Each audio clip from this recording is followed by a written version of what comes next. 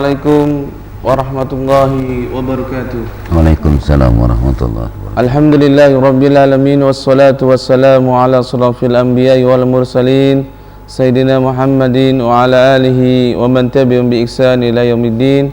Para pemirsa LNG TV yang dirahmati Allah Subhanahu wa taala, alhamdulillah kami bisa menjumpai Anda di dalam program Cahaya Ramadan yang kita laksanakan setiap hari menjelang buka puasa.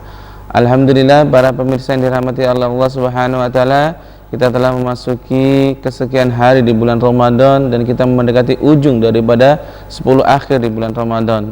Mungkin kita semuanya beberapa hari lalu kita telah membahas tentang nuzulul Quran. Pada hari ini kita akan membahas tema tentang Al-Quran sebagai pedoman hidup, the way of life.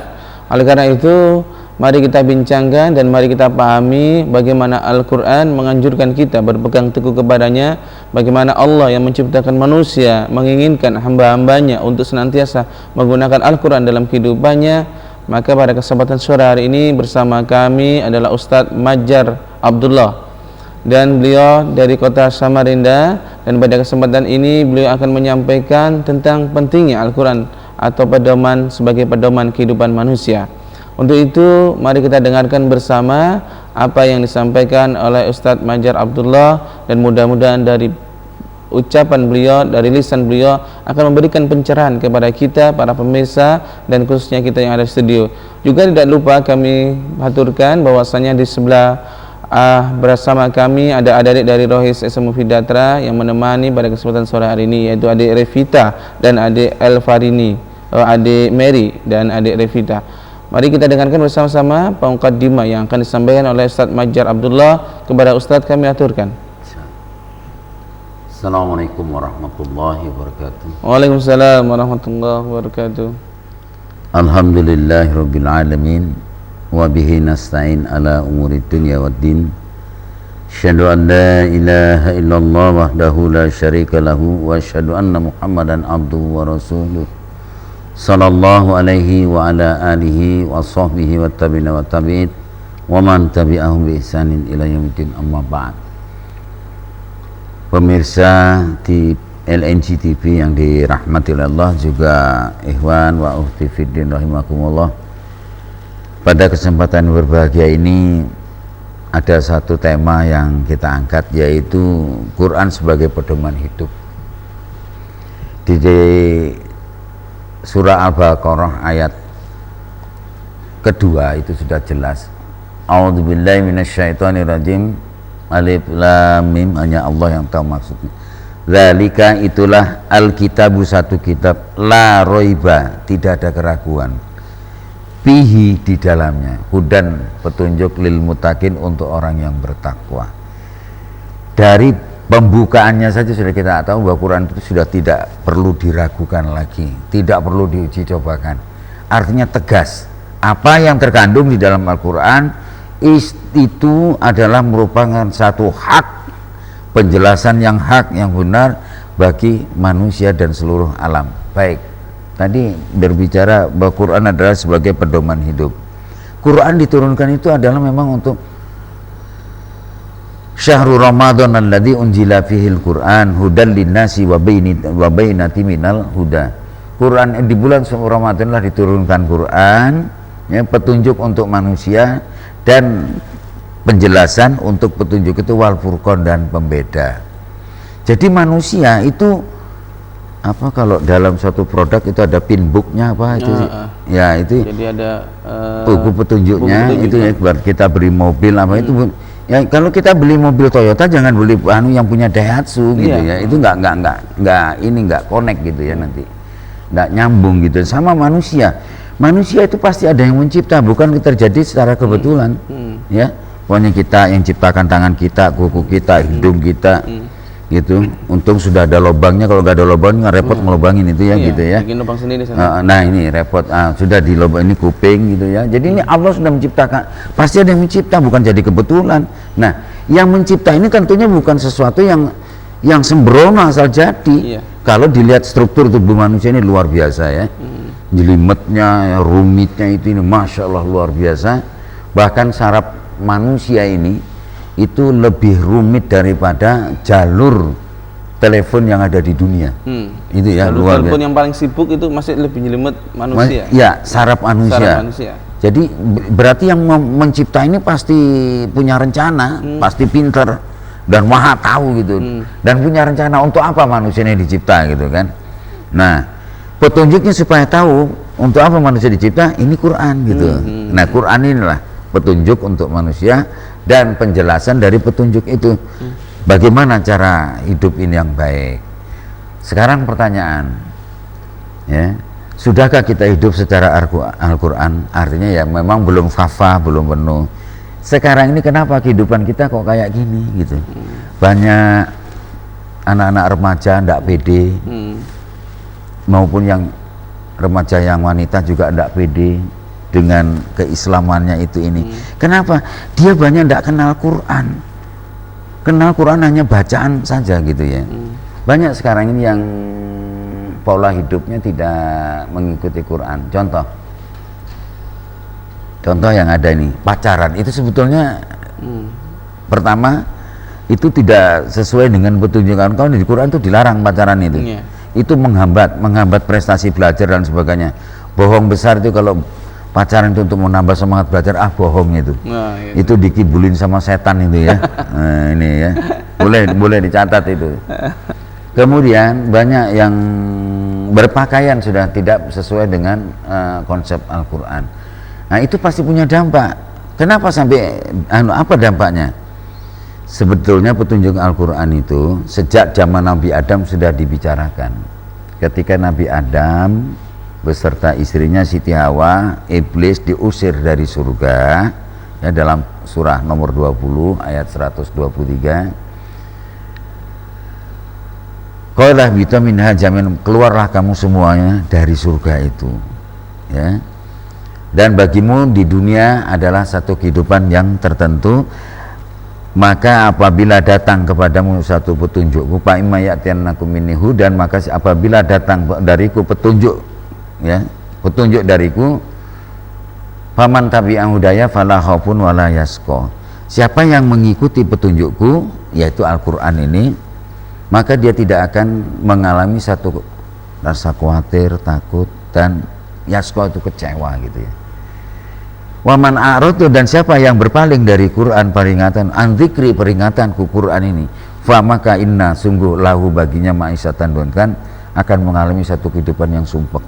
Sekarang sumpek, hidup itu banyak sumpek ya. Kita lihat orang tua khawatir anakku ini apa di sekolah, apalagi HP-nya mati gitu ya. Sudah kena bagaimana anakku ini, takut anaknya diculik lah, anakku ini kemana nanti terlibat narkoba, dan tidak ada ketenangan sudah ini ya. Saking bingungnya cuek-cuek saja. Nah, inilah konsekuensi kalau kita tidak mau hidup secara tidak mau hidup dalam diatur oleh Allah ya begini. Karena apa? Tidak mengikuti Quran. Saya katakan banyak sekarang yang pembinaan ini di dalam membangun rumah tangga itu tidak Islami. Contoh pacaran dulu. Pacaran itu tidak Islami. Dalam Islam bukan pacaran dulu. Ayatnya begini, a'udzubillahi minasyaitonirrajim. Kenapa saya menjurus ke sini? Karena memang banyak remaja sekarang ini terlibat dalam hal itu. Mungkin adik-adik terlibat, punya pacar sudah. Belum ya? Kalau syukur Anda, kalau punya putusan aja. Nah, enggak usah ya, enggak usah pacaran, haram itu. Ya, saya ada dalilnya. Jadi kalau ada umpamanya ada ustadz, ada kiai bilang pacaran nggak apa-apa, wah itu maaf kata ya. Saya katakan, Anda perlu belajar lagi lebih banyak gitu soal ini gitu. Ya. Jadi ayatnya begini. A'udzubillahi minasyaitonirrajim, wa min ayatihi an khalaqalakum min anfusikum azwajan litaskunu ilaiha wa ja'ala bainakum mawaddatan wa rahmah. Inna fi dzalika laayatil liqaumin yatafakkarun. Wa min ayati, dan sebagian daripada bukti kekuasaannya, kuasanya Allah, an khalaqalakum, bahwasanya dia telah menciptakan untukmu min anfusikum, dari golongan kamu sendiri, maksudnya manusia. Apa? Azwajan, jauh-jauh, istri, pasangan. Nah ini, jadi pasangan kalau laki itu harus wanita, jangan laki. Nah ini ya. Kalau wanita pasangan ya laki-laki, bukan wanita. Jangan wanita itu. Nah ini kan, itu sudah jelas. Tujuannya itu apa? Kan jodoh dulu. bukan cinta dulu. Litas kunu ilaiha, untuk kamu sakinah dulu. Jodoh, sakinah, ya, tenang, hidup. Wajah Allah bainakum mawaddatan warahmah, kemudian mengadakan perasaan cinta dan kasih sayang di antara kamu berdua. Jodoh dulu baru cinta, bukan cinta dulu baru jodoh, terbalik-balik ini. Nah, ini sudah enggak ini. Inna fi dzalika la ayatil liqaumin yatafakkarun. Sungguh yang demikian itu bukti ayat bagi orang yang mau berpikir, gitu ya. Jadi kita enggak tahu kok soal cinta, jangan sok tahu kita cinta ini, aduh itu nafsu. Iya. Jangan tertipu ya. Dan itu setan kerjanya sudah. Bah, sudah jelas kalau nafsu setan ya, gitu. Enggak ada kok cinta yang murni itu, enggak ada, kecuali cinta Allah kepada hambanya. Cinta hamba kepada Allah itu baru. Orang cintanya orang tua zaman aja belum tentu murni. Wah, anakku ini tak sekolahkan, tak bikin pinter itu ini. Kalau perempuan, mudah-mudahan nanti dapat suami yang punya posisi yang baik, supaya nanti kalau aku tua aku bisa ngenger. Kan enggak murni sudah itu. Iya. Ya kan? Apalagi cinta antara pria dengan wanita, mana ada yang murni? Siapa bilang? Saya bisa buktikan itu. Katanya hidup semati saja. Bohong itu. Contoh, orang baru ketemu kok sudah ngomong cinta. Gini ya contoh ini. Anda ada wanita. Wah, cantiknya itu 7 kali dari, mungkin ya 17 kali Dewi Persik. Ini ya, katakan begitu ya. Atau Agnes Monica, katakan begitu ya. Ini saya tes antum dulu ya. Iya. Cantiknya udah gitu, enggak pernah disentuh orang kecuali ibunya, enggak pernah pacaran, bukan jilbab lagi, pakai cadar, udah, ya, kaya raya, enggak usah kerja, pokoknya begitu nikah nanti sudah, ini katakan begitu. Tapi enggak ada anunya, mau enggak kira-kira? Oh iya, enggak ada anunya ini apanya nih? Oh jangan, enggak perlu dijelaskan ini. Kira-kira ya enggak ada itunya, mau enggak kira-kira? Enggak mau satu ya. Ngapain? Iya. Ya sama aja sama boneka lah. Iya. Itu jadi ujung-ujungnya UNJ. Apa itu? Ujung-ujungnya nafsu juga gitu loh. Nah, iya kan? Itu sawat juga akhirnya gitu. Jadi soal sudah nangkep ya maksudnya ya. Nah, itu kan. Belum nangkep ini. Nanti bubar siaran baru kita jelasin. Jadi kok biar cantiknya gimana ini? Ya lah. Oh, cintaku murni itu ini. Udahlah, pacarmu tuh cantiknya seberapa cantiknya? 17 kali cantiknya dari Dewi Persik. Asli masih belum pernah itu ini disentuh. Apalagi pacar disentuh orangnya nggak pernah kecuali orang tuanya kan. Nah ini kaya raya, udah kurang apa? Nggak pakai jilbab lagi, cadar. Ya. Tapi nggak ada itunya, mau nggak kira-kira? Iya. Nah, mudah dipahami kan? Iya. Nggak ada jalannya maksudnya gitu loh. Ini supaya lebih enak aja lah sudah ini. Mikir kita mau ngapain gitu kan. Nah, maka itu jangan kita tertipu dengan soal cinta. Itu enggak islami pacaran itu. Jadi saya sarankan kepada adik-adik remaja yang muslimah ya maupun yang ini yang muslim ya, yang masih pacaran sekarang tolong diputus saja karena itu haram hukumnya itu ya.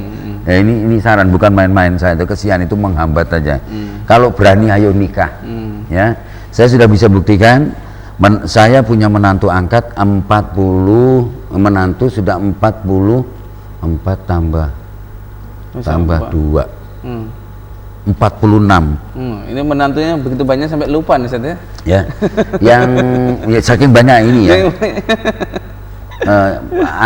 Di antara yang 44 ini masih murni, tidak melalui proses pacaran. Kalau yang 2 ini masih sempat melalui proses pacaran. Yang 44 ini tidak ada melalui proses pacaran. Masya Allah, luar biasa. Ya, indah. Saya tanya gimana rasanya pacaran setelah menikah. Kalau orang Jawa nikmat Pak Ustadz punya itu sudah nikmatnya kuat, sudah mungkin pangkat 3 lagi, bukan kuadrat lagi gitu ya. Nah, jadi kalau kita ingin hidup selamat, hiduplah dengan mengikuti pedoman Allah. Itu soal itu dulu. Soal itu. Soal belajar, ikuti Al-Quran.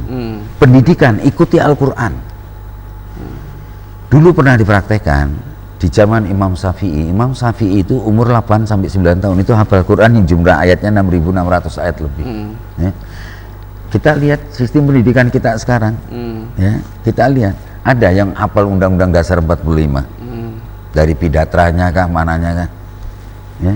Ada yang hafal Undang-Undang Dasar 45 berapa pasal itu? Nah, nggak tahu kan? Padahal itu kan Iya. cuman 36 pasal, nggak tahu. Quran umur 8 tahun bisa hafal. Karena apa? Karena sistem ini, sistemnya sistem Quran. Karena apa? Ayandanya Imam Syafi'i radhiyallahu anhu itu tidak melalui proses pacaran. Karena prosesnya gini, ayandanya itu seorang pemuda waktu itu dia mau wudhu, lapar betul perutnya, ketemu di sungai, berwudhu di sungai, ada buah delima yang hanyut.